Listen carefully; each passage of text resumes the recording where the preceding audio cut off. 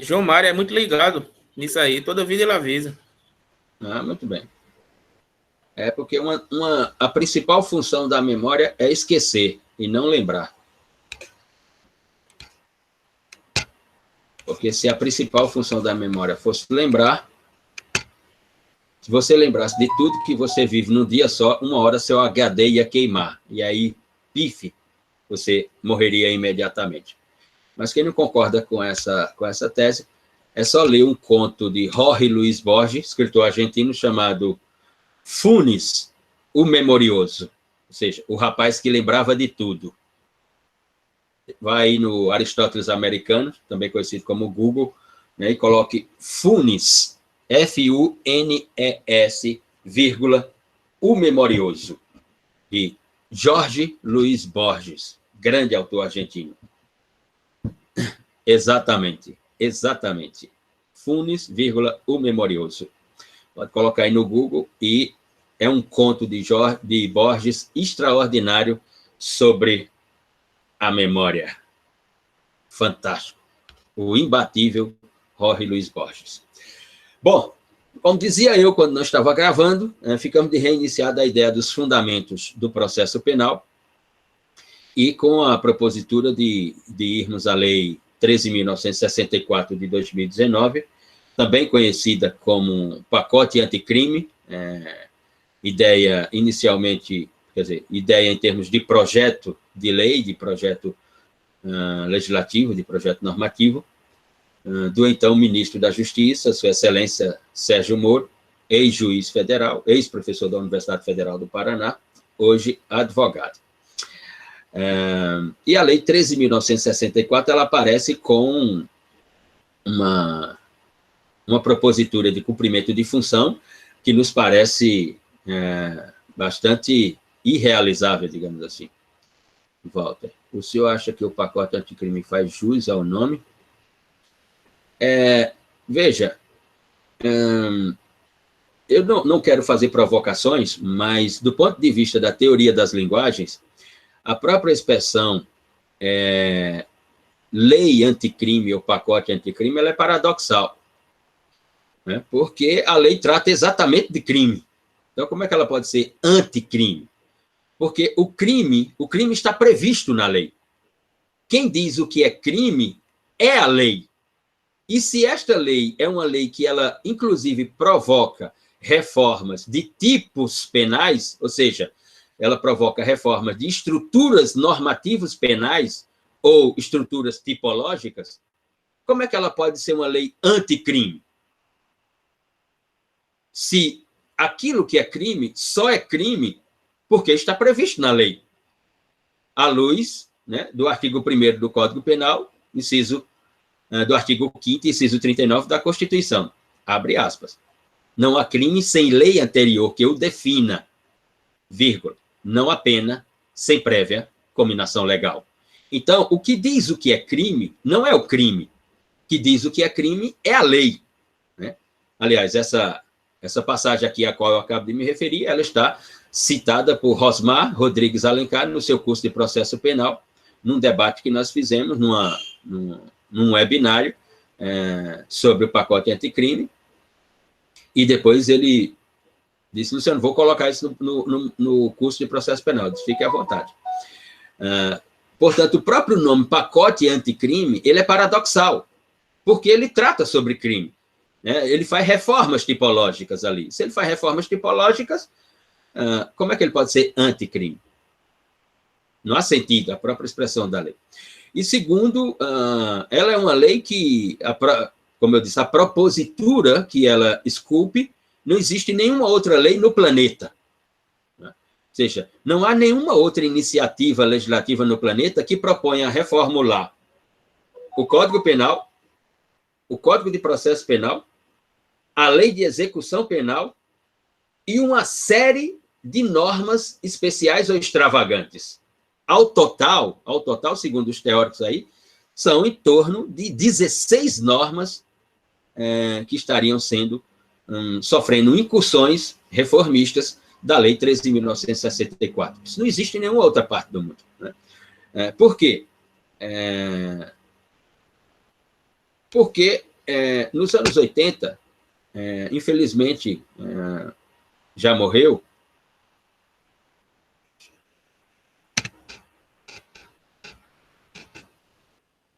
nos anos 80 existia um autor na Alemanha chamado Hans-Eyre Ieschek. Ele dizia que, à luz do que havia escrito Hans von Liszt, na sua teoria dogmática do direito penal, e depois um autor chamado Bindig, um dos maiores dogmáticos penalistas da história da Alemanha, uma das primeiras preocupações que o legislador tem que ter, e o jurista também, é com a sistematicidade do direito penal ou das ciências criminais, ou seja, é não romper com essa sistematicidade, de que quando estamos falando de direito penal, tem uma conexão com o processo penal, que tem uma conexão com execução criminal, que tem uma conexão com tratados internacionais de proteção e defesa dos direitos humanos. E a lei, ela rompe com isso, e ela não reforma muitos pontos que, aí sim, ela deveria reformar no Código de Processo Penal, como nós veremos quando falarmos, por exemplo, sobre os sistemas penais, e chegarmos, principalmente, a qual categoria nós podemos afirmar que é o sistema processual penal brasileiro. E aí, nisso, ela não tocou. Então, primeiramente, sobre isso. Bom, ela informa que vai aperfeiçoar o sistema legislativo brasileiro de ordem penal, processual penal e executivo criminal, e com o entorno denominado da legislação especial, da legislação extravagante. No artigo 3º, ela realmente, o legislador dá um contributo, quando reformula o artigo 3º do Código de Processo Penal, ao afirmar que o processo penal brasileiro terá natureza jurídica acusatória.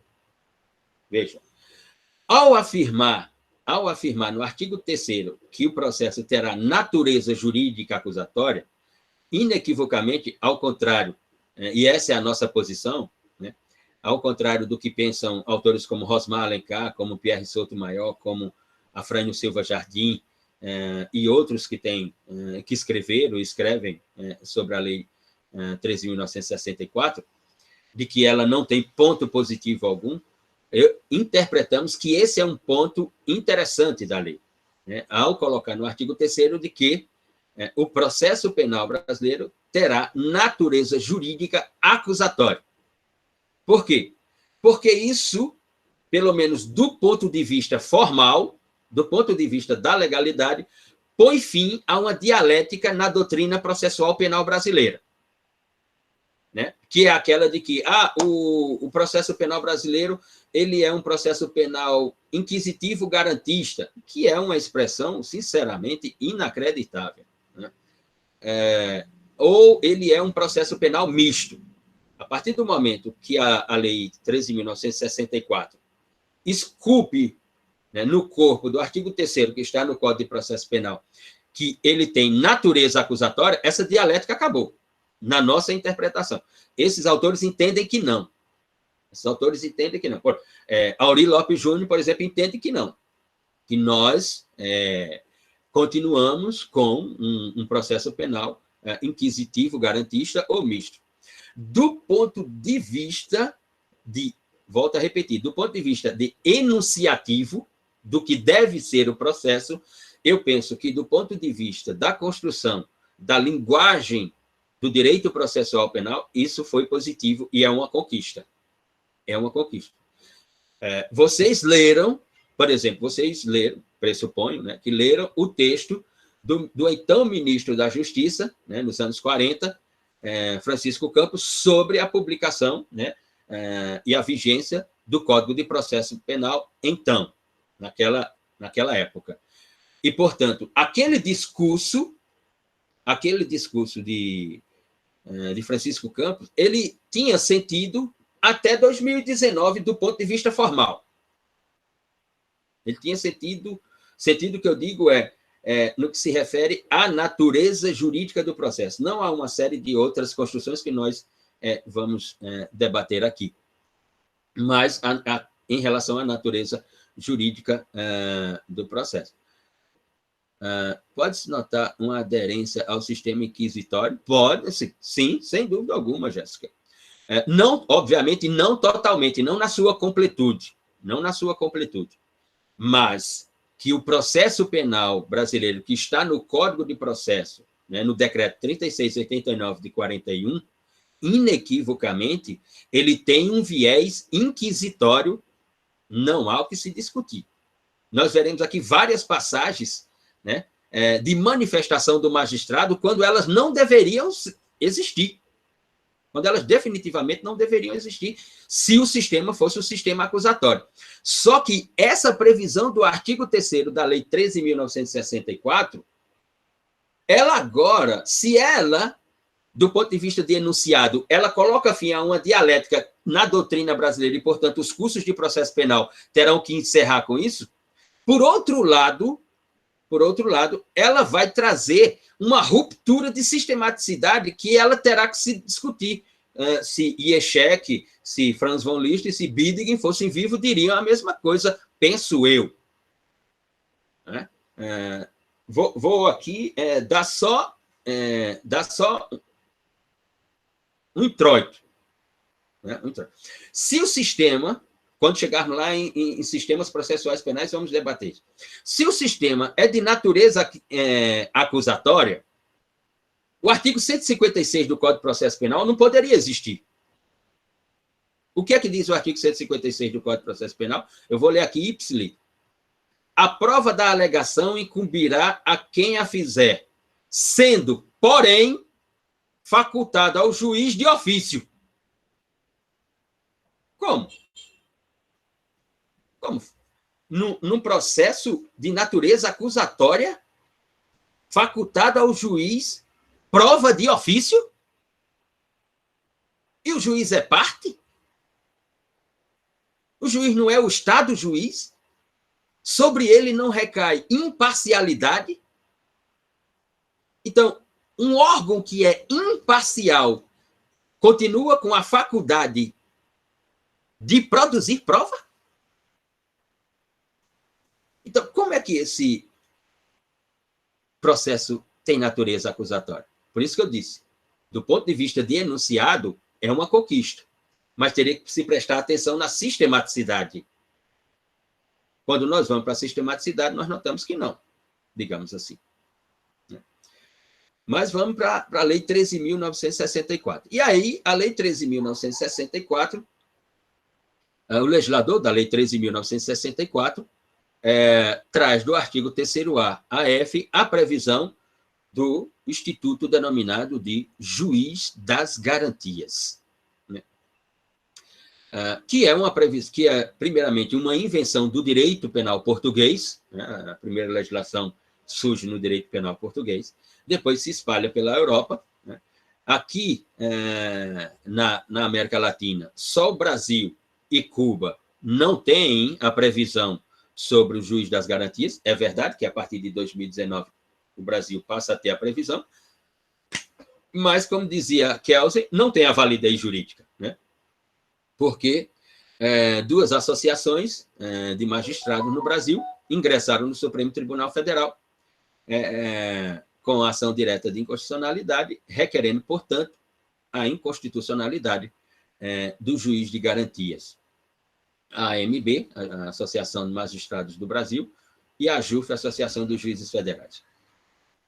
Não tenho, se vocês tiverem, por favor, me atualizem, por gentileza, mas não tenho notícia de, em algum país do mundo, uma associação de juízes requerer a inconstitucionalidade de um modelo de juiz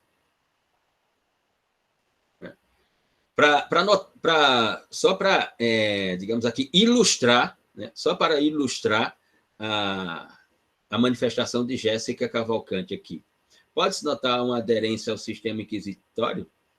Ora, essas mesmas associações que requereram a inconstitucionalidade do juiz de garantias Por que não requer a inconstitucionalidade do artigo 156? A faculdade do magistrado de produzir prova de ofício em um processo penal de natureza acusatória. Por que essas associações não requerem a inconstitucionalidade de artigos do Código de Processo Penal, como o 156, o 212 e o 385? Por que elas não requerem a inconstitucionalidade desses dispositivos que lá estão no Código de Processo Penal? Porque uma associação de juiz chegou à conclusão de que existe um modelo de juiz que é inconstitucional, mas esse modelo de juiz é exatamente o modelo de juiz adotado pelo mundo. Bom, com a palavra, as associações de juiz. Mas as associações de juiz, elas explicam porque requerem a inconstitucionalidade, por uma ideia de que é improvável, né, a operacionalidade de um juízo das garantias no judiciário brasileiro, né, à luz das estruturas do judiciário brasileiro, que não teria número de juízes suficiente, que não teria recursos suficientes, e que, portanto, pela inviabilidade da materialidade de um juízo das garantias, ele se tornaria inconstitucional. Né? As associações de juízes só não lembraram que o Poder Judiciário é um poder que tem orçamento próprio. Né? Orçamento próprio. O Poder Judiciário não depende do orçamento de outros poderes. Ele tem finanças próprias. Mesmo com a tradução de que suas fontes não são tão ricas assim para, portanto, ter um orçamento próprio. Mas está na Constituição e, assim, tem que ser cumprido, digamos assim. Por essa argumentação é que as associações requereram, portanto, a inconstitucionalidade. Né?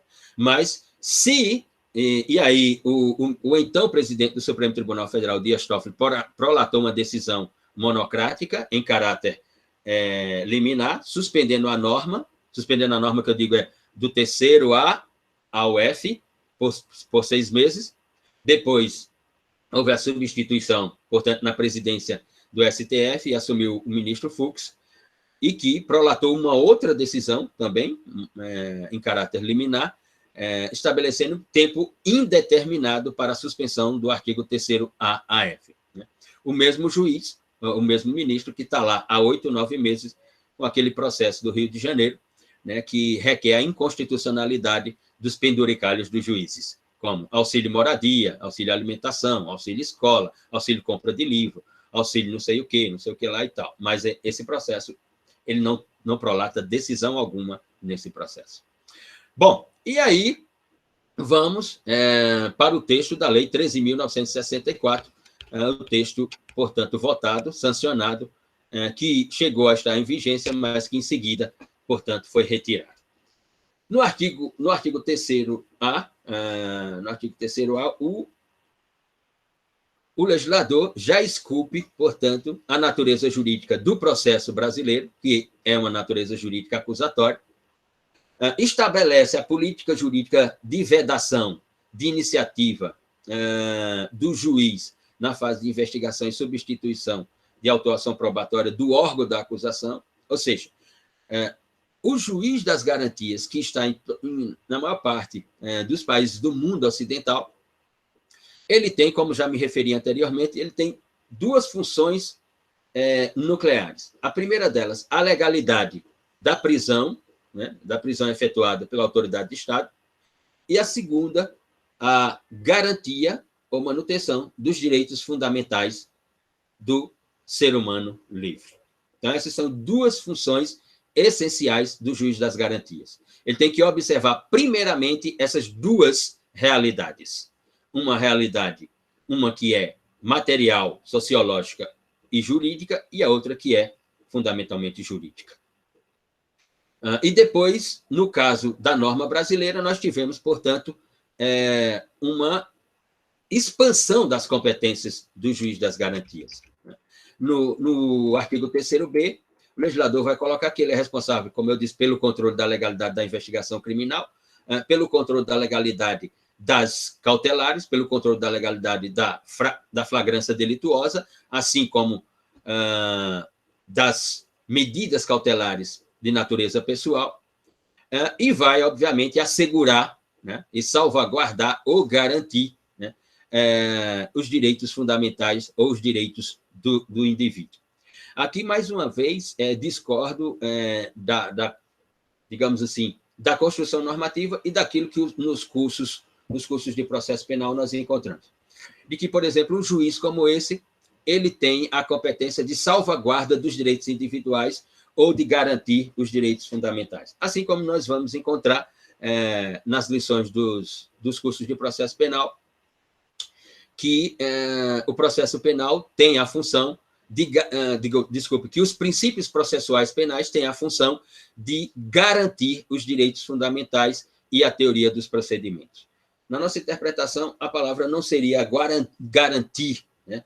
Mas a palavra seria orientar, ou seja, os princípios não têm estrutura para garantir, mas sim para orientar no desenvolvimento do processo a previsão de si próprio, de princípios processuais constitucionais, explícitos na Constituição e implícitos à Constituição.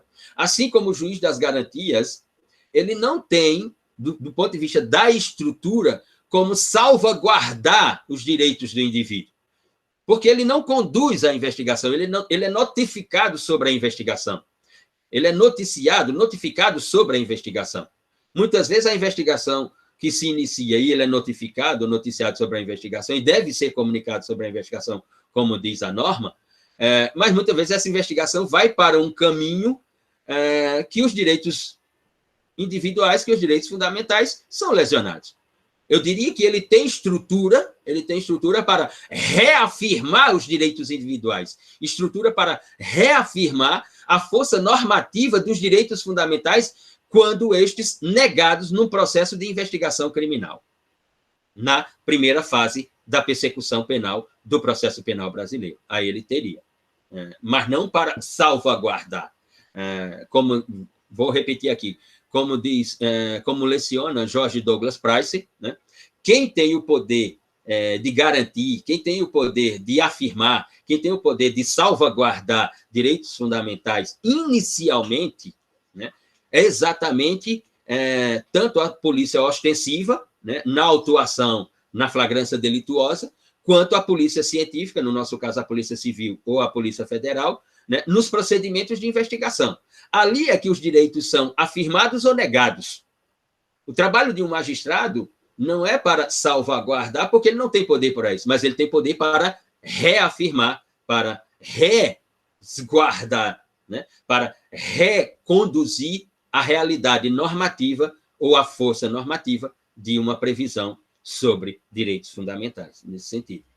E aí o inciso 1 do artigo 3º-B, né, diz que, portanto, o juiz das garantias receberá a comunicação imediata da prisão nos termos do inciso da Constituição, do inciso 52 do caput do artigo do inciso 52 do caput do artigo 5º da Constituição Federal. Ou seja, toda e qualquer prisão, ela precisa ser comunicada imediatamente ao juiz das garantias. Isto me lembra um episódio na Escola da Magistratura na Paraíba, não vou citar aqui por uma questão ética, o desembargador, que havia sido presidente do Tribunal de Justiça da Paraíba, né? E no lançamento de um livro de um juiz, lançamento de um livro sobre audiência de custódia, de um juiz de João Pessoa, publicado pela editora da Universidade Estadual da Paraíba, pela EduEPB, e haveria a apresentação desse livro, haveriam os comentários sobre esse livro no auditório da ESMA, no Altiplano, em João Pessoa, e esse desembargador, quando vai falar sobre a obra, produz o seguinte discurso, que a audiência de custódia, né, a audiência de custódia prevista lá no Tratado de São José da Costa Rica, ela era um avanço no campo processual, no campo da persecução penal brasileira, porque quando ele era juiz, e aí isso responde mais uma vez a pergunta de Jéssica, quando ele era juiz lá em São Bentinho, Se eu não me engano, São Bentinho fica no sertão da Paraíba. Se eu estiver errado, me corrijam, por gentileza, vizinho a Cajazeiras. Que lá, o tempo que ele foi juiz em São Bentinho, né, e que a polícia militar realizava uma prisão em flagrante, né, e levava o caso para a delegacia, né, e o delegado de polícia que instaurava o inquérito ou lavrava o termo de prisão mandava para ele, ele pegava o termo de prisão, lia do delegado, né, e tal, e colocava numa gaveta, porque ele entendia que o que estava ali era o que o delegado disse sobre a prisão, era o que tinha acontecido. Ora, no caso do juiz das garantias, primeiro, no caso de qualquer juiz, isso é inacreditável. Porque o delegado está dizendo que aconteceu daquele jeito a autuação da flagrância delituosa ou outra prisão, não quer dizer que tenha acontecido. O juiz tem que se certificar concretamente. Tem alguém sem a sua liberdade. Não pode ser apenas, obviamente, que o termo da lavatura de prisão ele é indispensável, mas o juiz tem que se preocupar com a concretude dessa prisão. Ora, dizia esse desembargador que ele pegava o termo e colocava numa gaveta e dizia, está tudo bem. O juiz das garantias, né, segundo o inciso 2 do artigo 3º-B, ele não pode ter essa conduta. Né? Recebido o auto de prisão em flagrante, né, para o controle da legalidade da prisão, né, e aí ele vai observar os critérios lá do artigo 310, né, mas ele tem que se certificar verificando a própria prisão, e não apenas por aquilo. O inciso 3º diz que ele deve zelar pela observância de todos os direitos do preso, ou dos direitos do preso, podendo determinar que este seja conduzido à sua presença a qualquer tempo.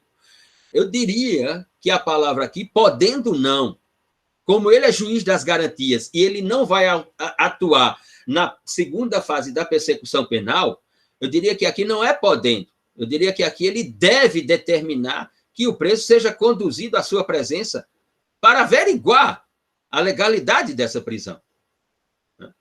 No inciso 4, ser informado sobre a instauração de qualquer investigação criminal. Como eu disse, ele tem que ser notificado sobre, ele tem que ser informado sobre o início ou a pretensão de início de uma investigação criminal. Não quer dizer que, com isso, ele vai salvaguardar os direitos do indivíduo.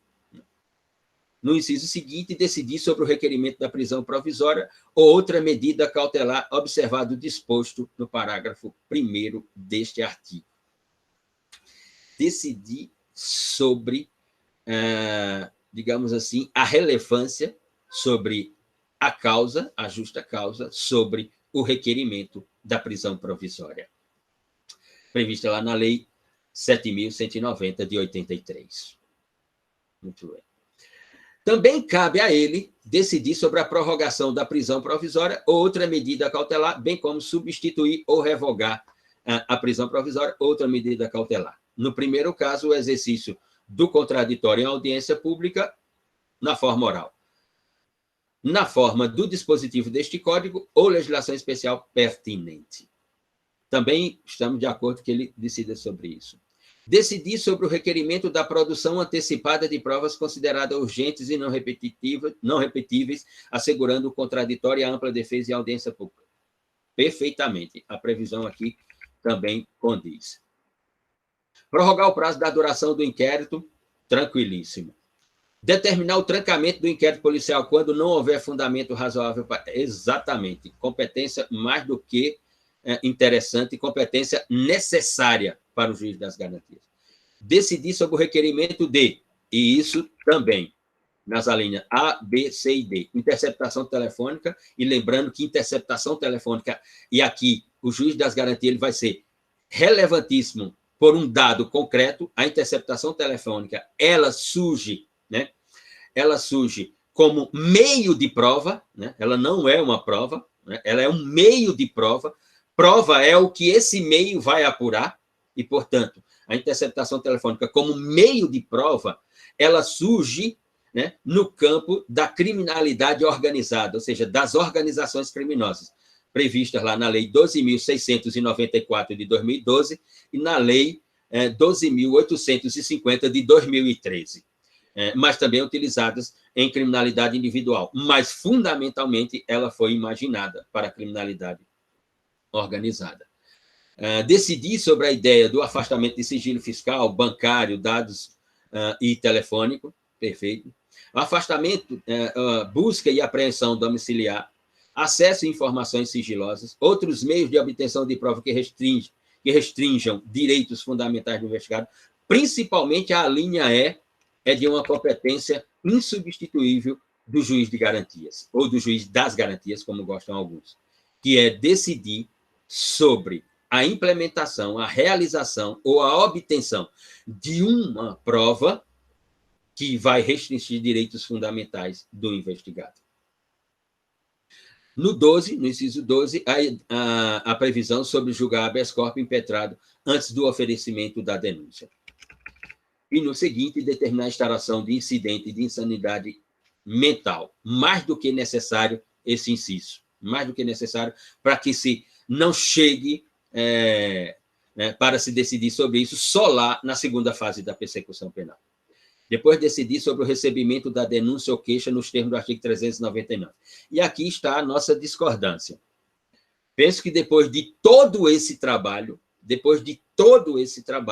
não caberia, essa é a nossa posição, não caberia ao juiz das garantias decidir sobre o recebimento da denúncia ou queixa-crime. Ou seja, decidir sobre o recebimento da denúncia ou da ação privada, da ação penal privada.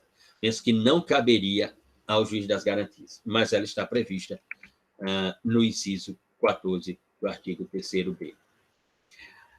No 15, assegurar prontamente, quando se fizer necessário, o direito outorgado ao investigado e ao seu defensor de acesso a todos os elementos informativos e provas produzidas no âmbito da investigação criminal, salvo no que concerne estritamente às diligências em andamento. Essa previsão aqui, ela está no projeto de lei, 8045/2010, né, do exercício da defesa já na primeira fase da persecução penal, na fase do inquérito policial, na fase da investigação. Ela já está lá normativizada. Não sei se aparecerá daquela forma que está lá quando da votação no Senado do novo Código de Processo Penal. Mas essa aqui reputamos também como uma conquista civilizatória no campo da persecução penal brasileira, que é o acesso pelo advogado de defesa, né? Não, obviamente, ao que está em andamento, né? Porque aí compete exclusivamente, né, à polícia investigativa a condução desses trabalhos e, portanto, levar até uma conclusão. Mas, concluída a investigação, concluído o procedimento de investigação determinado para aquela fase, o advogado de defesa ter acesso ao que fora produzido pela polícia investigativa. Isso é, sem dúvida alguma, a ideia da defesa nessa primeira fase da investigação criminal, da persecução penal, sem dúvida alguma, ela se traduz como uma conquista civilizatória no campo do processo penal brasileiro. Decidir sobre a homologação de acordo de não persecução penal ou de colaboração premiada quando formalizados durante a investigação. E aqui esse ponto está previsto, ou seja, foi normativizado o denominado ANPP, o Acordo de Não Persecução Penal, normativizado, portanto, pela Lei 13.964, e gostaria, sobre a colaboração premiada, eu penso que não há muito sentido se referir a esse ponto. Por quê, Luciano? Porque o Supremo Tribunal Federal, né, já uniformizou a questão da delação premiada. O que for acontecido na denominada investigação Lava Jato, né, nós tivemos colaboração, porque o que é que diz, né, o Instituto da Colaboração Premiada? E aqui uma explicação. O Instituto da Colaboração Premiada ele não está previsto apenas lá na Lei 12.850 de 2013, no artigo 4º e nos seus 16 parágrafos. Ele não está previsto lá. O artigo 159 da parte especial do Código Penal, no crime de extorsão mediante sequestro, tem a previsão de colaboração premiada. E em outras partes do próprio Código de Processo Penal e em outras leis extravagantes, nós temos a colaboração premiada. Que é o quê? Que é o instituto no qual eu faço até a sugestão. Coloca aqui.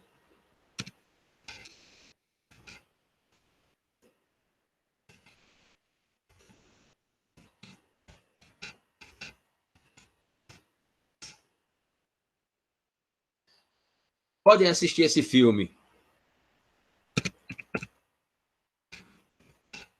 no YouTube. Ele está lá, postado no YouTube. São 3 horas e 3 minutos de filme sobre a história de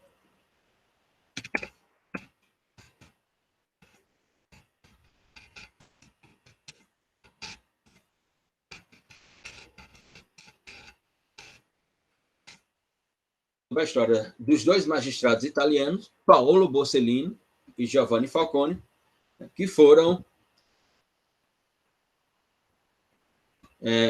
tem 3 horas e 3 minutos o filme. E que foram os 2 juízes, os 2 entre dezenas, não nos esqueçamos. Um período trágico da persecução penal, do processo penal e do direito penal italiano entre 1978 e 1992. Foram assassinados por organizações criminosas aproximadamente não lembro o número exato agora, mas, salvo engano, 111 policiais, entre policiais carabinieri, que seria a polícia militar deles, né, e policiais de corporação investigativa científica, e aproximadamente 1 dúzia de juízes e procuradores foram assassinados entre 1978 e 1992 na Itália. E o filme trata da história desses 2 juízes que se tornaram os mais populares, digamos assim, os 2 casos mais populares.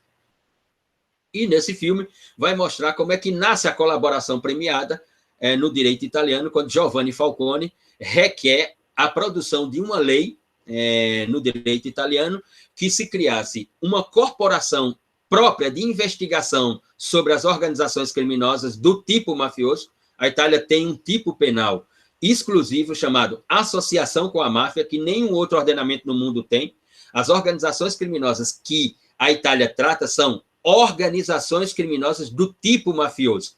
Nós temos 3 tipos de organizações criminosas: as organizações criminosas nacionais, as organizações criminosas internacionais e as organizações criminosas do tipo mafioso. As do tipo mafioso da Itália, elas também podem ser, elas são tanto nacionais como internacionais. Mas, por exemplo, o Brasil pode ter organizações criminosas que são nacionais, e nós sabemos, e inclusive internacionais, mas não tem uma organização criminosa do tipo mafioso. Por quê? Abrindo um breve parênteses só para explicar os termos, né? Porque a palavra máfia ela é uma palavra derivativa, ela não é uma palavra ocidental, ela é uma palavra que vem do árabe, chamado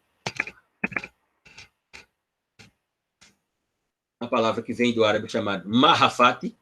Mahafati, em árabe, é proteção.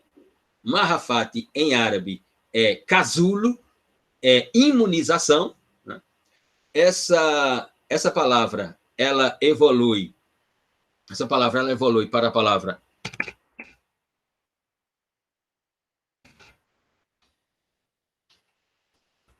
separada no dialeto siciliano, mafia. Mafia, em dialeto siciliano, significa praticamente a mesma coisa do árabe, pelas invasões que a ilha sofreu e, portanto, as contaminações linguísticas. Ela significa família, portanto, mafia, em dialeto siciliano, significa família, e por isso surgiram as famílias como a Cosa Nostra, a 'Ndrangheta, Camorra, Sacra Corona Unita, que é a que a Sacra Corona Unita eu acho o nome mais bonito, penso que é o nome mais bonito de todas. Sacra Corona Unita é Sagrada Família Unida. Veja? Tem algo mais cristão do que isso? Sagrada Família Unida. Né?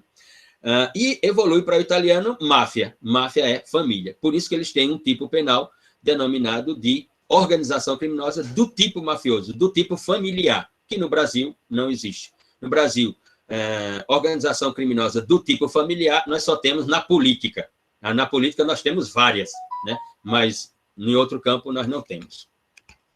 Mas na política está assim, ó, no Brasil. Então, discutir colaboração premiada não tem sentido, porque sim, nesse filme tem uma cena entre o juiz Giovanni Falcone e um camarada que estava no Brasil vivendo como um comerciante na cidade do Rio de Janeiro. Seu nome é Tommaso Buscetta, não confunda o sobrenome. Né? E aí a Interpol consegue um mandado internacional e vem realizar a prisão de Tommaso Buscetta no Rio de Janeiro, e Falcone vem para realizar a prisão também. E numa conversa com Tommaso Buscetta, ele tem a ideia, portanto, ele já tinha a ideia de criar uma corporação chamada Polícia Antimáfia, né? Seria Procuradoria Antimáfia, e ele tem a ideia de criar a colaboração premiada, depois dessa conversa com Tommaso Buscetta, né? Que é uma cena que está à mesa, Tommaso Buscetta fala: você é o juiz? E ele diz: você não. Senhor juiz. Porque Tommaso Buscetta teria perguntado: você é o juiz Falcone? Ele diz: você não. Senhor juiz Falcone. E aí ele profere a seguinte frase, abre aspas: sono il signore giudice Falcone. Come te, sono nato, sono cresciuto nella calza, qui alla città di Palermo. Partire da adesso mi chiama di signore giudice Falcone. Fecha aspas. Porque Giovanni Falcone foi criado no mesmo bairro problemático, criminoso, chamado La Calça, que é um bairro da cidade de Palermo muito complicado, com ele. Só que quando eles eram crianças, Tommaso Buscetta foi ser membro de uma organização criminosa, de uma família. Foi aceito por uma família e se tornou um boss. Giovanni Falcone foi para a universidade, estudar Direito na Faculdade de Direito de Palermo e se tornou juiz. Por isso que ele falou aquilo. E a cena final é fantástica, porque para construir colaboração premiada é preciso você conhecer a linguagem das organizações criminosas. E aí, Tommaso Buscetta pede um cigarro a Giovanni Falcone. Depois que Giovanni Falcone pergunta: você vai falar? Você vai colaborar? E aí ele diz: o senhor júdice, o senhor juiz, tem um cigarro? E Giovanni Falcone tira uma carteira de Continental, aquela antiga, que tinha um lacre com um papel prateado, tira o lacre, tira o papel, acende um cigarro e dá a carteira para Tommaso Buscetta. E aí Tommaso Buscetta disse: muito bem, senhor juiz Falcone. O senhor conhece a linguagem das organizações criminosas. Agora que o senhor me deu uma carteira de cigarro, que está faltando um cigarro, significa dizer que o senhor vai garantir a minha vida sobre tudo o que eu vou falar para o senhor.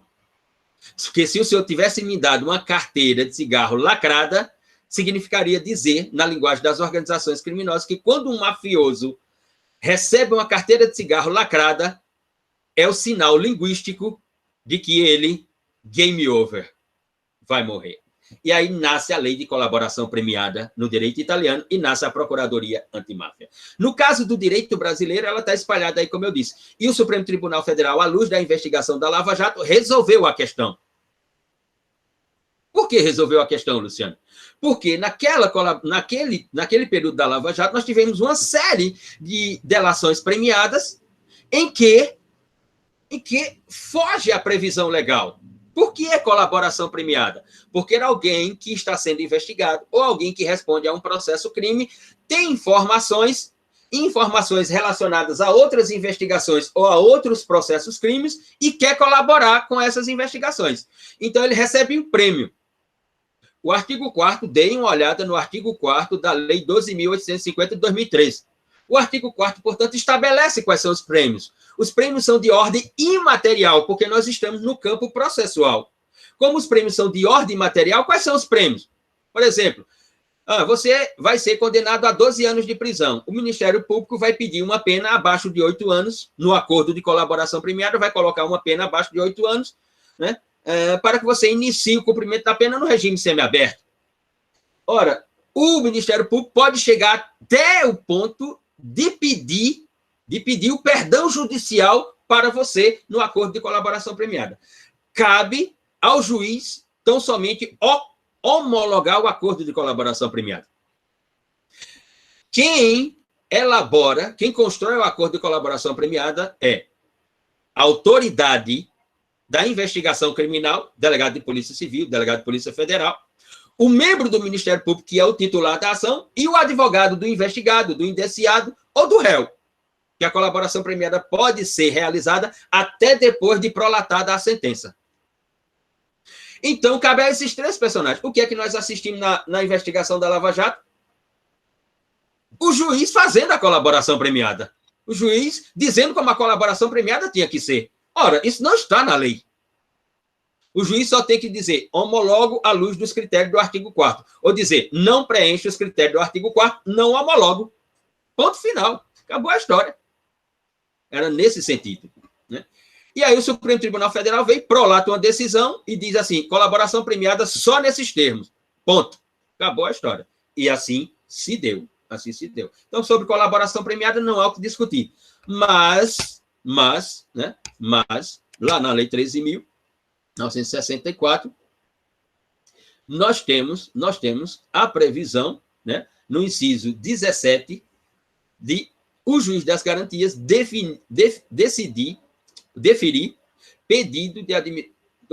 decidir sobre a homologação de acordo de não persecução penal ou de colaboração premiada. Acordo de não persecução penal é um acordo realizado na primeira fase da persecução penal durante a investigação criminal, né, proposto pelo delegado de polícia, né, ou proposto pelo titular da ação penal, né, de não oferecer a denúncia,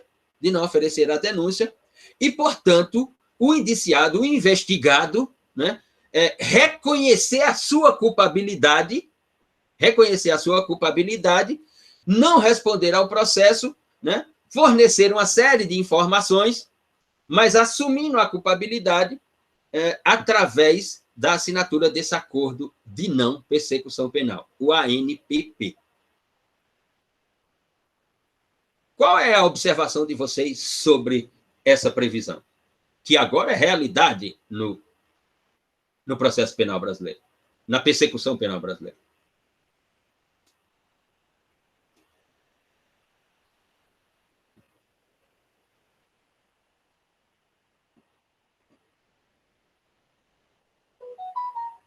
Pessoal, como observo o acordo de não persecução penal?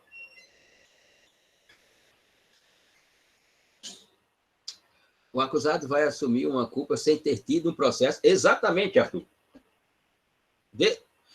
Vou repetir aqui a redação do inciso 17. O juiz das garantias decide sobre a homologação. Veja, o juiz das garantias ele vai decidir sobre a homologação. Ele não vai participar dessa homologação. Ele não vai participar da construção do acordo. Ele não vai dizer, tem que ter aquilo no acordo, tem que ter... Não. O acordo é levado a ele pela autoridade condutora da investigação criminal ou pelo próprio membro do Ministério Público e o advogado de defesa do investigado. E aí esse acordo de não persecução penal é levado e o juiz homologa. Que significa dizer que o membro do Ministério Público não oferecerá denúncia a partir da assinatura do acordo. Entretanto, aquele que assinou o acordo, que é o investigado, que é o indiciado, ele assumirá a culpabilidade de determinadas condutas e fornecerá uma série de outras informações. Essa é uma contaminação do sistema da civil law pelo sistema da common law. Essa é uma previsão do direito americano. Essa é uma prática nas investigações criminais no direito da common law americano. Por quê? Porque lá eles trabalham com o princípio da oportunidade.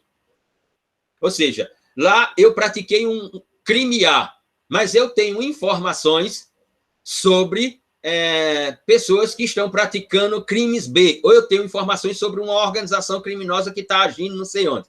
Então, meu advogado vai ao promotor de justiça e diz, olha, meu cliente praticou o crime A, mas ele poderia ser processado pelo crime B, que em termos de potencial ofensivo é bem menor e a pena é bem menor, se ele fornecer informações de uma certa forma de criminalidade que está acontecendo não sei aonde, por não sei quem, não sei quem, não sei quem, o promotor de justiça, pelo princípio da oportunidade, o promotor de justiça ou o xerife, né, ou o xerife vai e diz, vamos fazer um acordo de não persecução penal.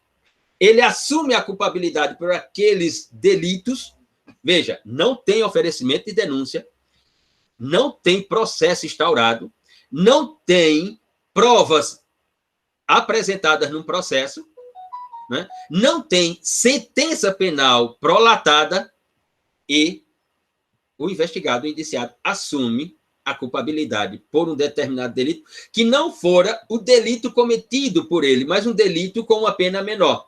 Ele fornecendo informações. Aí se faz o acordo de não persecução penal. Não se oferece a denúncia. Deixa eu tentar aqui intensificar a pergunta. Você como advogado de defesa, você tem um cliente, você faria um acordo de não persecução penal para o seu cliente?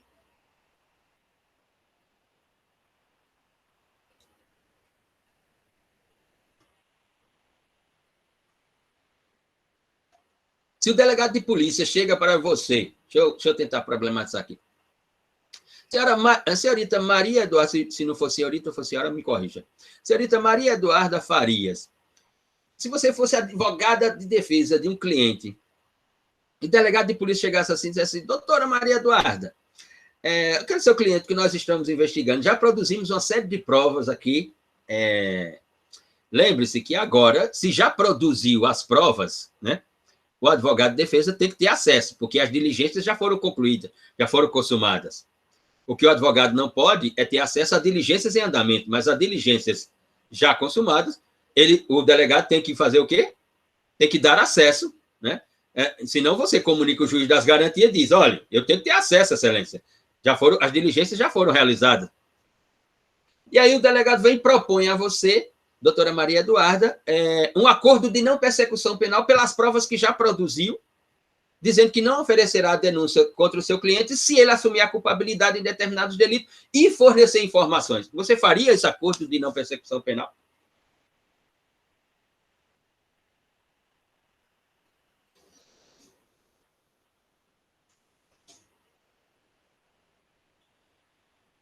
Por que não, Maria?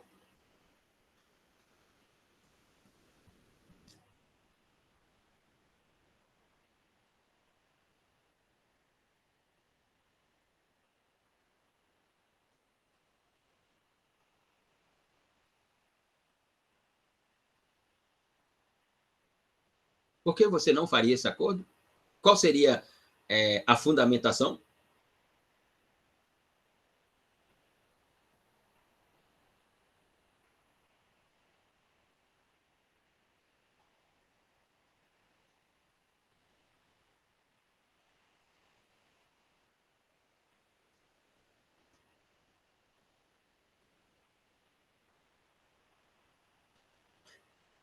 A volta diz sim, pois tem o intuito de evitar o encarceramento de quem comete infrações de menor expressão. Admite o erro e pretende não mais delinquir. Então, tentaria uma NPP. Tudo bem. Bom, Maria Eduarda não construiu um fundamento, não disse exatamente por quê. Veja, se eu fosse advogado de defesa, seguramente não faria um acordo de não persecução penal, jamais. Né? Porque a ideia de culpabilidade, ou seja, assumir a culpabilidade ou reconhecimento da culpabilidade, é uma questão de garantia constitucional, a ideia da presunção de inocência e de não culpabilidade lá do inciso 57 do artigo 5º da Constituição. Né?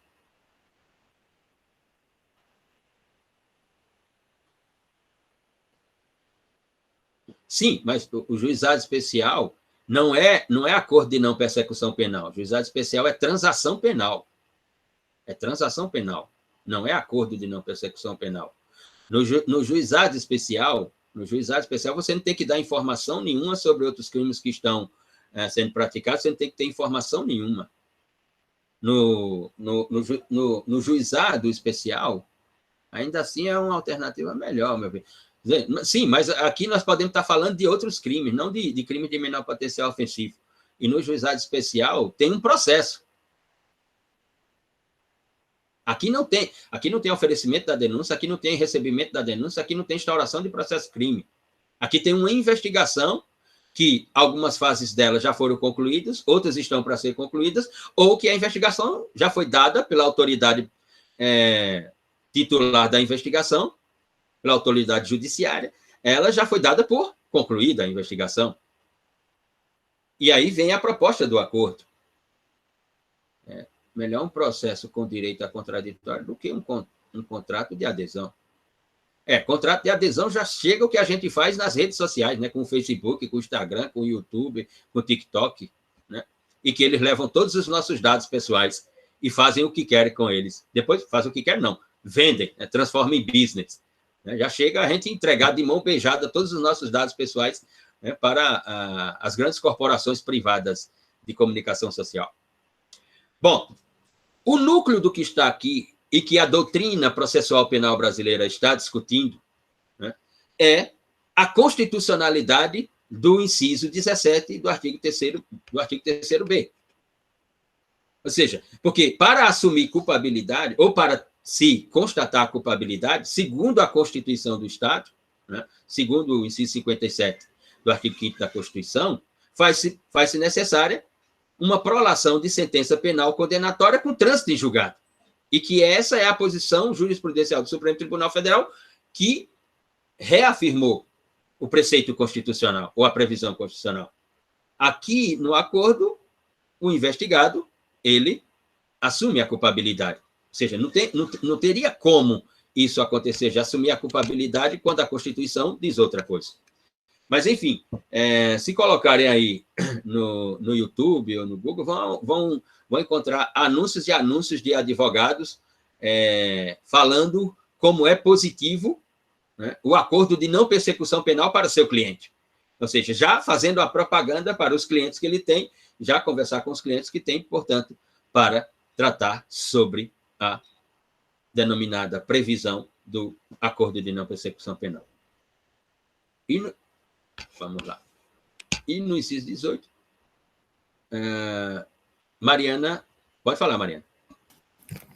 Professor, eu queria saber até que ponto esse acordo é negociável, porque o que eu fico meio assim encucada, o que eu disse que aparenta ser um contrato de adesão, é como se as cláusulas já fossem previamente sim, está correto. Só por um lado, no caso, o Ministério Público. Então, quando a gente fala em negócio jurídico bilateral, em negociação, se pressupõe que as duas partes estejam a pé de igualdade. E essa é uma coisa que a gente vê a proteção do hipossuficiente em diversos tipos de contrato. Por exemplo, contrato do consumidor, que já tem um contrato pronto só para ele assinar. Próprio contrato de trabalho, né, que tem a proteção do trabalhador para ele não estar negociando com o patrão, né, que é o hipossuficiente, apesar de que com a reforma de 2018 deu uma balada nisso, mas esse acordo de não persecução penal, na minha cabeça, não faz sentido, porque ele é como se fosse um contrato de adesão, já que o Ministério Público elabora tudo e a pessoa só assina. Eu não vejo negociação, entende? Eu queria que o senhor explicasse até que ponto o advogado pode estar conversando com o representante do MP e buscando o melhor para o seu cliente, entendeu? Sim. Você tem toda a razão, porque o acordo de não persecução penal, ele tem sido chamado de justiça negociada. E não é justiça negociada, pelo menos na nossa interpretação aqui, não é, porque, como você se referiu, o indiciado, o investigado, ele não tem o poder, digamos assim, o poder de negociar as cláusulas desse contrato. O Ministério Público vem, junto com o titular da investigação criminal, se o Ministério Público não for, né, se for um delegado de Polícia Civil Federal, o promotor acompanha aos moldes de um acordo de colaboração premiada e diz assim, olha, se você assumir a culpabilidade por o cometimento desses delitos, se você assumir a culpabilidade à luz das provas que nós já produzimos, é o que eu estou dizendo. Se tem uma previsão na própria norma dizendo que é verdade, Luciano, a previsão está suspensa. É verdade. A previsão está suspensa para ter acesso às provas, porque esse capítulo aí está suspenso por uma decisão do Supremo Tribunal Federal. Mas os acordos de não persecução penal estão sendo feitos. E está dentro do mesmo capítulo suspenso pela decisão do Supremo Tribunal Federal. Mas os acordos estão sendo feitos. Ora, não tem como falar de justiça negociada, porque eu não chego assim, tá, eu vou assumir a culpabilidade, que já é um absurdo, assumir culpabilidade sem processo, assumir culpabilidade sem decisão judicial transitada em julgado, mas eu vou assumir a culpabilidade desde que tal. Quer dizer assim, não, nós temos provas, nós estamos dizendo que se oferecermos a denúncia e você for responder ao processo crime, a condenação vai ser essa, seguramente. Eu vou trazer aqui um professor que lançou um livro o ano passado, em 2020, é a sua dissertação de mestrado sobre justiça negociada, e na justiça negociada ele trata sobre o acordo de não persecução penal. Vou procurar marcar com ele para de amanhã, uma semana, na outra terça-feira, ele poder falar para todos aqui, dar uma explicação, inclusive como é a realidade americana da persecução penal, ou desculpe, do acordo de não persecução penal, do ANPP, no modelo americano, que ele estudou, e como tem se desenvolvido no modelo brasileiro. Vou trazê-lo aqui, vou ver se marco com ele para outra terça-feira, de amanhã, uma semana, para que ele possa tratar, portanto, sobre esse tema. Eu, como se eu fosse advogado, se eu ainda fosse advogado de defesa, no tempo que fui advogado, se eu fosse advogado, eu não faria acordos de não persecução penal com o meu cliente, principalmente com a previsão que agora tem pela Lei 3.964 de você ter acesso às provas, concluída a diligência, portanto, e o juiz das garantias tem que ser comunicado sobre a conclusão das diligências, né? E aí ele sendo comunicado, dizer, excelência, eu tenho que ter acesso às diligências que já foram consumadas, e, portanto, eu ir preparando a defesa do meu cliente, né? E com a previsão de que o processo penal é acusatório, né? Mas talvez eu esteja sendo extremamente iluminista. Jéssica diz, a negociação é das informações. A negociação ela é das informações à luz da investigação que foi realizada e que o coloca dentro do crime, né? Então, o que o Estado, no seu órgão investigativo e no Ministério Público, querem outras informações, né, que fulano assuma a culpabilidade sobre aquele delito, não vá ao cárcere, porque aí seria, por exemplo, uma outra modalidade de sanção, mas não a sanção prisão, poderia ser uma restritiva de direito, poderia ser uma outra, e não responder ao processo crime. Mas como é que eu posso falar de culpabilidade, de sanção, sem ter processo, sem ter decisão? Joana, por certo, haverá posicionamento favoráveis e contrários. Sim, como sempre. Haverá falas sobre a inconstitucionalidade por se exigir a confissão, bem como por ser conivente com o investigado, priorizando a liberdade ao encarceramento. Mas você prioriza a liberdade, não leva alguém à cárcere, mas alguém agora é culpado, assume culpabilidade. Se você assume culpabilidade, significa dizer o quê? Que você vai ter um registro criminal,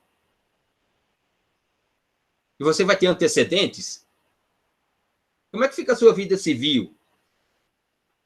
Mesmo você não tendo ido ao cárcere, mas você fica com uma ficha criminal? Veja as implicações constitucionais. A importação de institutos de outros sistemas jurídicos para um sistema que tem uma estrutura totalmente diferente, porque a estrutura do sistema da Civil Law é totalmente diferente da estrutura do sistema da Common Law. O nosso direito é um direito da legalidade estrita, que é a legalidade determinada pela lei, pela escritura da lei, e da legalidade escrita, do direito escrito na lei. O direito americano é o direito da oportunidade. Tem a legislação penal, a legislação processual penal? Tem, mas ela não é regida exclusivamente à luz da legislação penal e processual penal escritas. Tem os momentos de oportunidade, e esses momentos de oportunidade aparecem a qualquer momento na realidade da Common Law. Nesse sentido. Enfim, vou marcar com o professor para que ele apareça aqui e possa dar uma aula para todos nós sobre o acordo de não persecução penal nas realidades da Common Law americana e da Civil Law brasileira, digamos assim. Mais abaixo, no parágrafo primeiro, o legislador, que a redação original tinha sido vetada, né, fala que o preso em flagrante ou por força do mandado de prisão provisória será encaminhado à presença do juiz das garantias no prazo de 24 horas. O que significa dizer, por outras expressões, que o juiz das garantias ele assume a função do juiz da audiência de custódia, né? Quando a norma vier a ter validez jurídica, o juiz das garantias também será um juiz da custódia, né? Porque ele terá que receber aquele, né, autuado na flagrância delituosa em até 24 horas e decidir sobre a legalidade dessa, né, sobre a legalidade dessa prisão ou sobre o relaxamento da mesma, digamos assim. Momento em que realizará audiência com a presença do Ministério Público, da Defensoria Pública ou de advogado constituído, vedado o emprego de videoconferência. Ou seja, aquele preso em flagrante terá que ser levado à presença física do juiz das garantias. Nada de videoconferência. No parágrafo 2º, se o investigado estiver preso, o juiz das garantias poderá, mediante representação da autoridade policial e ouvido o MP, prorrogar por uma única vez a duração do inquérito por até 15 dias. Quando nós chegarmos no ponto de falarmos sobre inquérito policial, nós falaremos sobre isso aqui, porque com a presença do juiz das garantias, quando vier até a presença do juiz das garantias, nós teremos, sem dúvida alguma, dilação do prazo do inquérito policial em diversas realidades.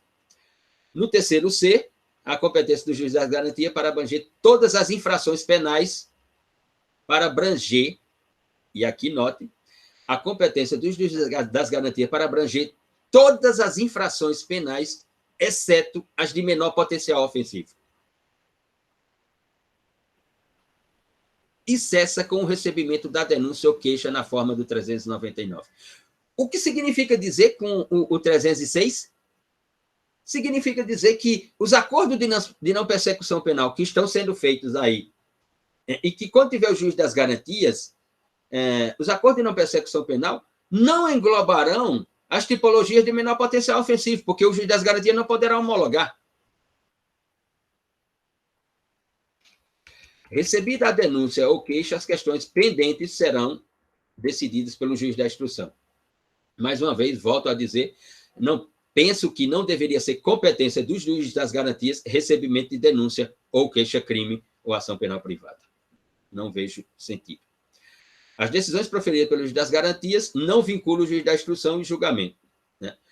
Que após o recebimento da denúncia ou queixa, deverá reexaminar a necessidade das medidas cautelares em curso no prazo máximo de 10 dias. Veja, se o juiz da instrução, o juiz das garantias chegar ao ponto do recebimento, ele deferiu o oferecimento da denúncia. Ele só defere o oferecimento da denúncia e sai de cena. Aí entra o juiz da instrução. Ora, o juiz da instrução e julgamento, ele poderá fazer reexame da necessidade das medidas cautelares em curso, do prazo máximo de 10 dias. Ele poderá fazer praticar uma série de atos a partir de então até chegar o momento da prolação da sentença penal.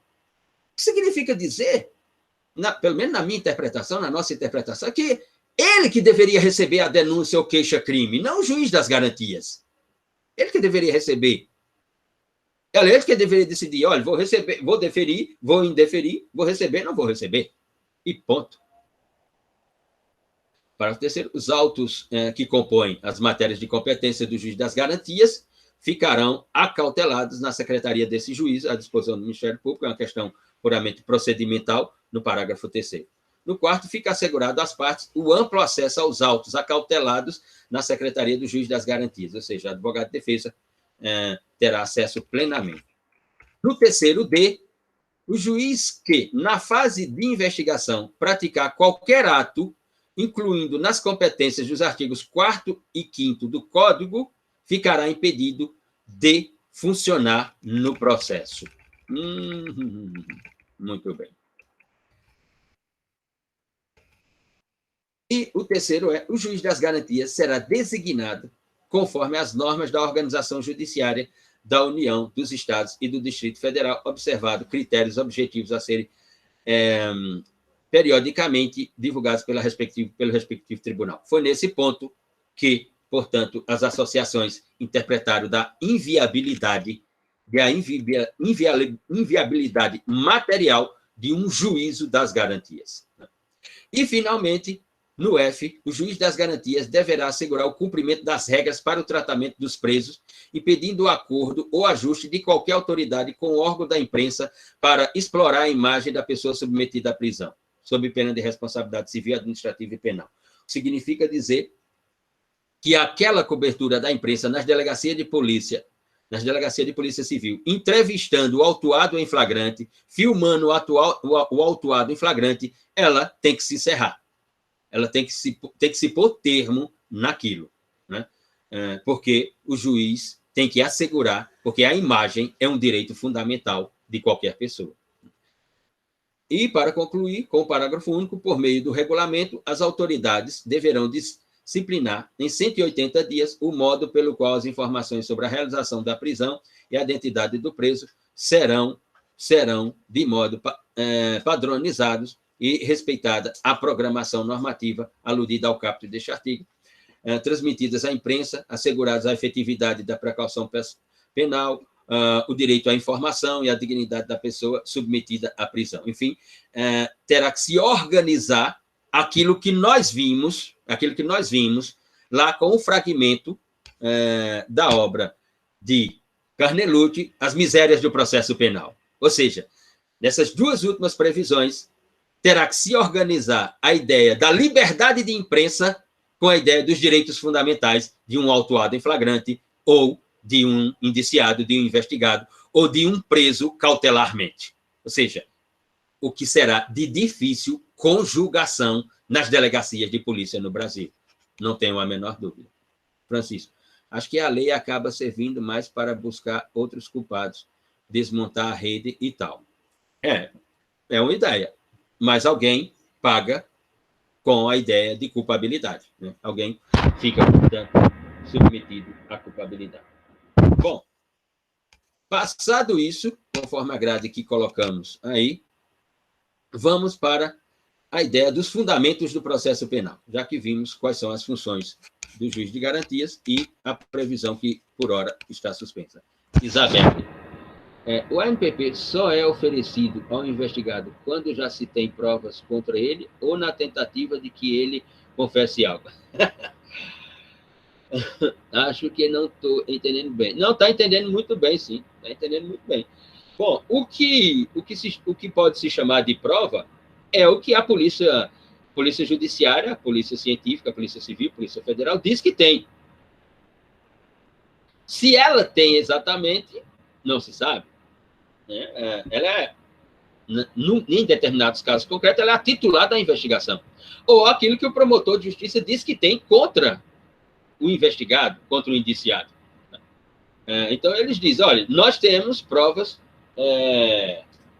construídas, nós temos provas contra você, provas que demonstram que você é o autor da conduta e provas que demonstram a materialidade. Estamos propondo um acordo de não persecução. Não. Veja, por uma questão ética, tem que ter as provas. Mas, como eu disse, mais uma vez, tem uma previsão anterior que, se a diligência foi concluída, o advogado de defesa tem que ter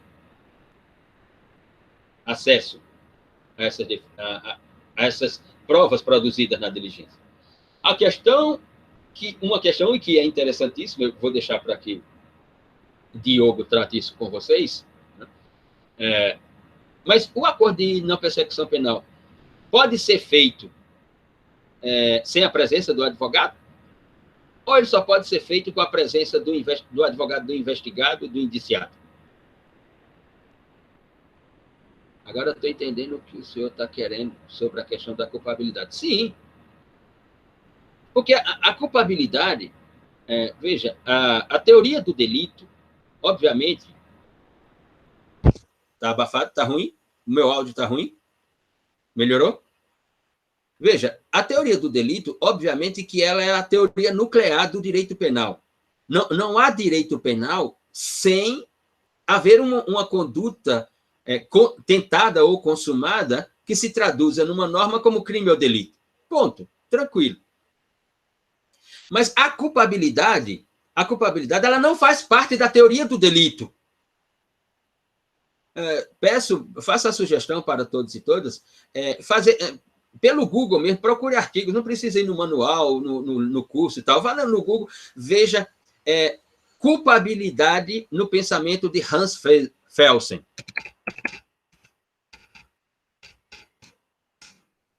Culpabilidade no pensamento de Hans Felsen. Coloque aí no Google, veja os artigos que vão aparecer. Ele vai dizer o quê? Que é o sistema finalista. Né? Uma coisa é a ação delituosa, a ação consumada, tentada ou consumada, que ela será uma ação típica antijurídica. Ela não é culpada no finalismo, mesmo porque alguém que praticou a ação típica antijurídica pode ser alguém inimputável. Pode ser uma criança com 10, 12 anos. Então, portanto, ela não será culpável. Ou pode ser um semi-imputável. Ou pode ser as duas pessoas. Então, o que significa dizer? Que a culpabilidade não tem relação com o delito. A culpabilidade ela é um pressuposto para a aplicação de uma pena, quando um delito ocorre, e se a pessoa for culpada. Então, eu só posso falar de pena à luz de culpabilidade, que ela é o primeiro critério de auferimento da culpabilidade. É a imputabilidade penal. A imputabilidade penal é o primeiro critério da culpabilidade. O potencial consciência da ilicitude é o segundo critério da culpabilidade. E a exigibilidade de conduta diversa é o terceiro critério da culpabilidade. Se fecharem esses três critérios, se quem cometeu a ação típica, antijurídica, foi imputável, tinha potencial consciência da ilicitude, estava dentro da exigibilidade de conduta diversa, então agora eu tenho a culpabilidade. Aí agora o sistema pode aplicar a pena. O Estado pode exercer o ius puniendi. Se não se preencher isso, encerra-se. Ora, e no caso do ANPP, não tem absolutamente nada disso. Ou seja, para haver tudo isso, é preciso ter a instauração do processo crime. É preciso ter o oferecimento de uma denúncia, é preciso ter o recebimento da denúncia, a instauração do processo crime. E não há. É nesse sentido que eu me referia. Deem uma olhada sobre culpabilidade, porque aquele que faz o acordo assume a culpabilidade.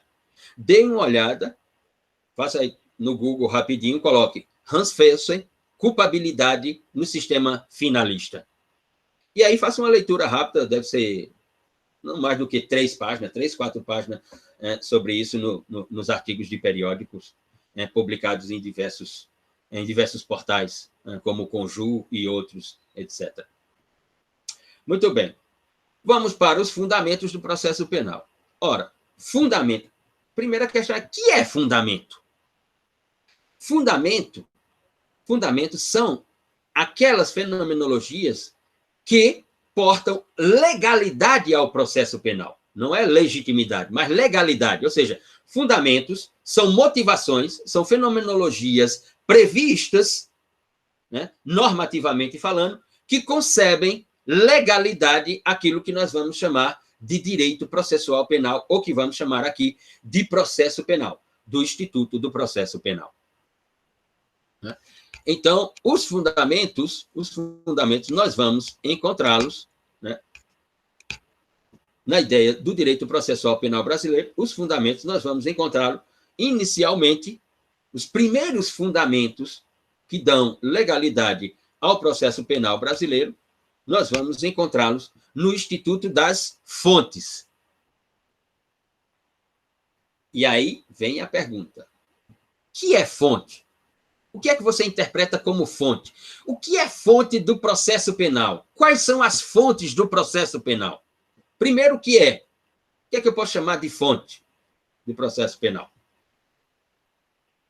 E depois, quais são as fontes desse processo penal?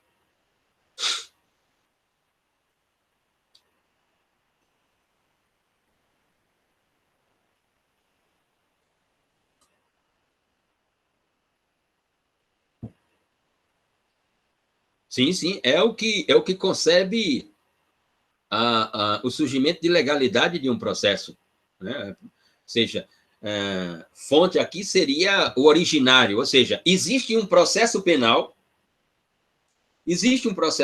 porque existe um fundamento. O fundamento é traduzido nessa fonte que está prevista, e esta fonte ela é inicialmente na categoria inaugural, como coloca aqui Pablo, na categoria que faz surgir, ela é puramente normativa.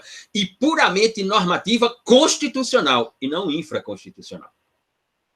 A primeira previsão de fonte que dá fundamento de legalidade ao processo penal é puramente constitucional.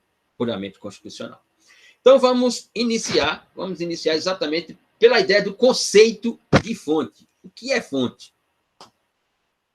Se vocês forem aí nos manuais ou os cursos de processo penal, os mais diversos, eles vão dar o seu conceito de fonte. Eu vou dar o meu aqui, vou oferecer o meu conceito de fonte. Na nossa interpretação, fonte é o núcleo originário do sistema, repito, fonte é o núcleo originário do sistema que legaliza a teoria dos procedimentos jurídicos processuais. Repito, fonte é o núcleo originário do sistema que legaliza a teoria dos procedimentos jurídicos processuais.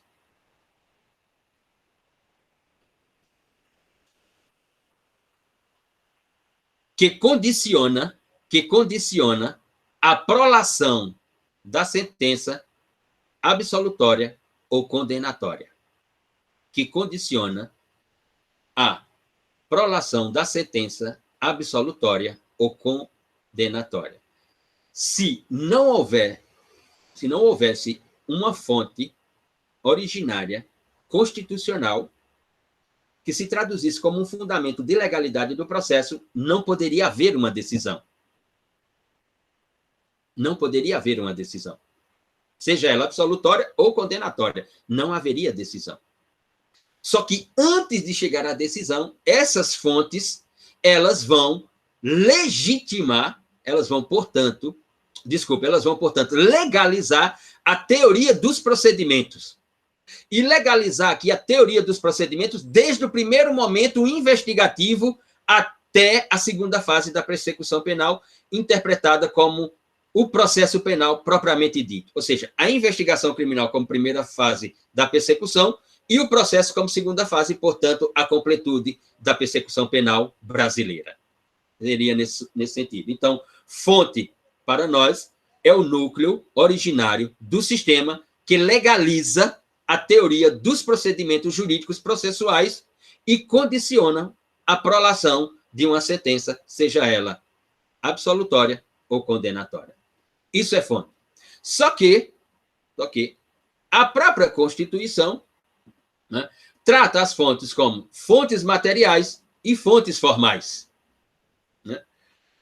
Mais do que isso, a própria Constituição e depois a legislação infraconstitucional vai reconhecer né, as categorias de fontes imediatas e imediatas em sentido amplo, em sentido estrito, e também as categorias de fonte mediatas, que são unitárias. E aí nós temos, portanto, concluído o capítulo das fontes como fundamento do processo penal. Aliás, o capítulo das fontes como o fundamento de um processo penal de natureza acusatória. É nesse sentido que eu me refiro. Mas, sobre todas as categorias das fontes, teremos, a partir de amanhã, falaremos, portanto, sobre cada uma delas, dando continuação ao conteúdo. Vamos ao texto que vocês leram, do então ministro Francisco Campos, então ministro da Justiça, quando da promulgação, quando da vigência, da entrada em vigência do Código de Processo Penal, decreto 3689. Qual a interpretação que fazem do texto de Francisco Campos?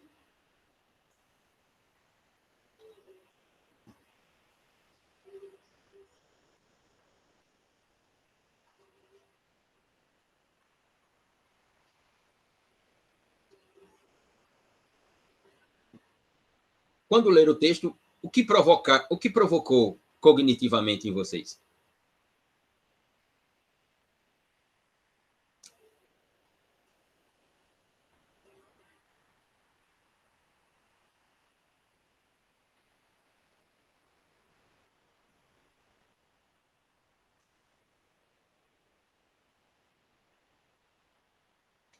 Ainda está lendo, né? Bom, vou aqui me referir superficialmente sobre o que está lá no texto. Amanhã, na segunda parte, trataremos novamente sobre esse texto. Ok? Vamos lá. Francisco Campos escreve a exposição de motivos do decreto 3689 de 1941. Veja, todo diploma tem um capítulo denominado exposição de motivos. Isso me faz lembrar as aulas de Maurício Antônio Ribeiro Lopes, então promotor de justiça, hoje procurador de justiça do Estado de São Paulo, foi meu professor de Direito Penal na graduação na São Francisco. E quando Maurício, ele lecionou teoria geral do crime, ou teoria geral do delito, ou teoria do crime, e depois o professor Miguel Reale Júnior lecionou sistema de penas, né? E depois Maurício voltou para lecionar a parte especial do Código Penal, ou seja, estudos tipológicos do direito penal na parte especial do Código Penal. Maurício perguntava, quando entrou em sala de aula, disse assim, trouxeram o código, que era o tempo que você levava o código, né? Só existiam 2 códigos no Brasil, 2 editoras que publicavam código no Brasil, a Forense, no Rio de Janeiro, né? E a Saraiva, em São Paulo. Depois, a Revista dos Tribunais passou a publicar códigos também. Então, você ia para a faculdade, com aquele monte de livro embaixo do braço, era o Código Penal, Código Civil, Código de Processo Penal, Código de Processo Civil, a Constituição. Você tinha que... Não tinha Uber, porque se tivesse, você ia de ônibus e mandava os livros por Uber para chegar na faculdade. De tanto livro que você tinha que levar, porque na hora você tinha que consultar ali quando ele ia fazer a leitura dos dispositivos. E lembro dessa aula de Maurício que ele dizia, onde começa o código? Em que lugar exatamente começa o Código Penal? E todo mundo dizia, e todos nós dizemos, no artigo 1º, professor, que é uma tradução do artigo 5º, inciso 39 da Constituição. Ele dizia, não. O código não começa no artigo 1º. E ele tinha razão. O código, Juliana, percebe-se que o projeto busca uma atitude mais repressiva do Estado contra os que delinquem, tanto que ele comenta sobre a má utilização das imunidades. Bem por aí, bem por aí. E Maurício dizia, não, o código começa na lei de exposição de motivos. E ele tem razão. Se você lê a exposição de motivos de um código, você sabe o que vai encontrar depois. O que está no código. Só que, nesse caso aqui, isso acontece, Luciano? Acontece. Só que nesse caso aqui, isso acontece como uma crítica. de Francisco Campos. Porque no caso lá que Maurício dizia assim, leia a exposição de motivos do Código Penal, Lei 7.209 de 84, proposta pelo penalista pernambucano, radicado no Rio de Janeiro, o professor Aníbal Bruno. Aliás, quem estuda direito penal e nunca leu um livro de Aníbal Bruno chamado Das Penas, tem que ler esse livro, porque é o autor mais competente sobre esse instituto no direito penal brasileiro. Aliás, é o autor que inventa ou que propõe a invenção da Lei 7.210 de 84, a Lei de Execução Criminal, né? Porque nós não tínhamos, depois de 154 anos de história penal no Brasil, nós não tínhamos ainda uma lei de execução penal. Então, ele reformula a lei de exposição de motivos do Código Penal e propõe, simplesmente, a lei de execução penal. Mais do que isso, ele propõe, na reforma do Instituto das Penas, da parte geral, do artigo 32 ao 66, a previsão das penas restritivas de direito, que irão aparecer na legislação extravagante só tempos depois pela Lei 9.714, de 1998. Né? E que tem um livro interessantíssimo, exatamente publicado por Maurício Antônio Ribeiro Lopes, Miguel Reale Júnior, como é que é o nome dele? Sérgio Salomão Checaira,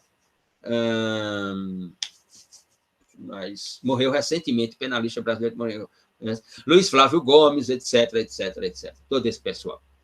Mas, e a lei de exposição de motivo do Código Penal, ela é dividida entre parte geral e parte especial, porque o Código Penal tem a parte geral e tem a parte especial.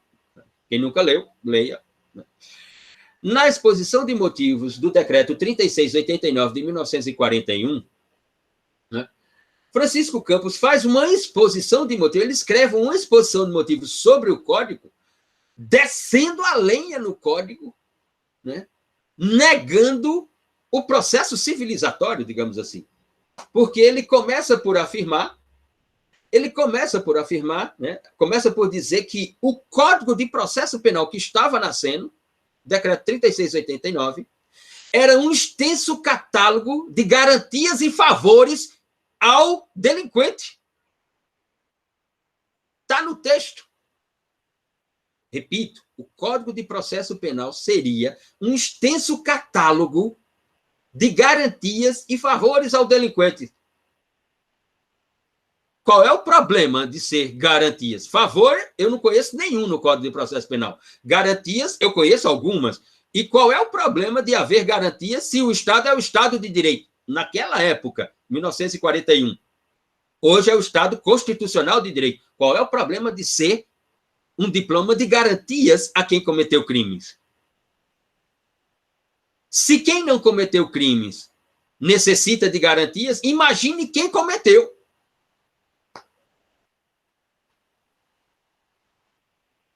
Bom, diz ele, o Código de Processo Penal tem um problema porque ele vai se traduzir como uma repressão defeituosa e retardatária. Frase utilizada por Francisco Campos. Ele vai além, diz, esse Código de Processo Penal estabelece normativamente uma prioridade de direitos individuais em prejuízo do bem comum. Qual bem comum que existia no Brasil em 1941? Que bem comum é esse que Francisco Campos está falando que existia no Brasil em 1941? Se hoje, no século XXI, não existe um bem comum no Brasil, imagine em 1941. Qual era o bem comum que existia no Brasil em 1941? Veja, o Código de Processo Penal estabelece uma prioridade de direitos individuais. Óbvio! O que nós estávamos assistindo em 41, à luz da Segunda Guerra Mundial, do que estava acontecendo na Europa, nós estávamos à luz de assistir o nascimento no direito da expressão direitos humanos, e que no Brasil, e que a partir da publicação de Bobbio, com a sua obra A Era dos Direitos, de Norberto Bobbio, A Era dos Direitos, né, passa a existir uma teoria denominada de gerações de direitos humanos, primeira geração de direitos humanos, direitos políticos e civis, ou seja, direitos individuais. Ele não fala isso reconhecendo, ele fala isso criticando, dizendo que o Código estabelece uma prioridade de direitos individuais em detrimento do bem comum, o que traduz que Francisco Campos é totalmente favorável à ideia de uma segurança pública e não de garantias individuais. Ele está preocupado com a segurança pública do país. E para garantir a segurança pública do país, que se fodam as garantias individuais, que se fodam os direitos fundamentais.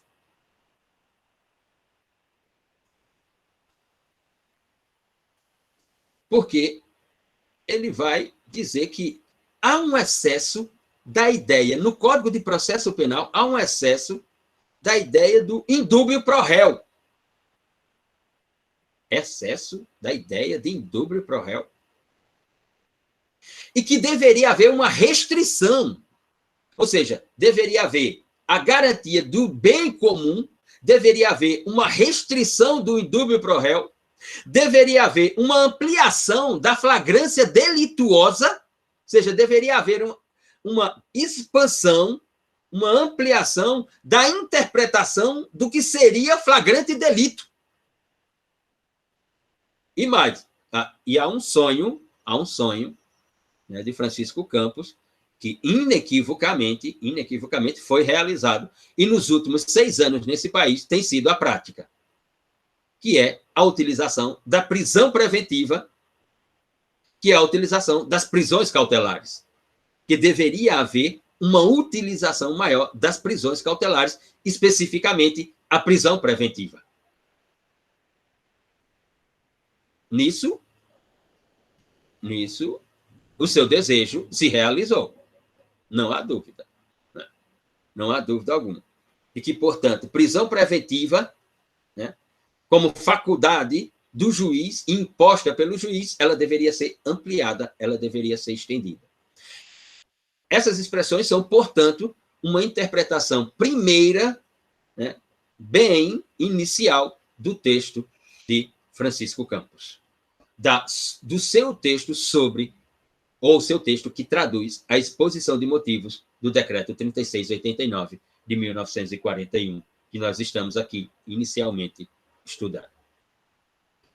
Amanhã retomamos com o capítulo das fontes e seguimos o programa. Depois do capítulo das fontes, vamos para os sistemas penais. E, na segunda parte, quero ouvi-los sobre o texto do então ministro da Justiça, Sua Excelência Francisco Campos. Então, dou por encerrada a aula. Uma boa tarde a todas e todos. Valeu, professor. Vou tirar isso aqui, interromper.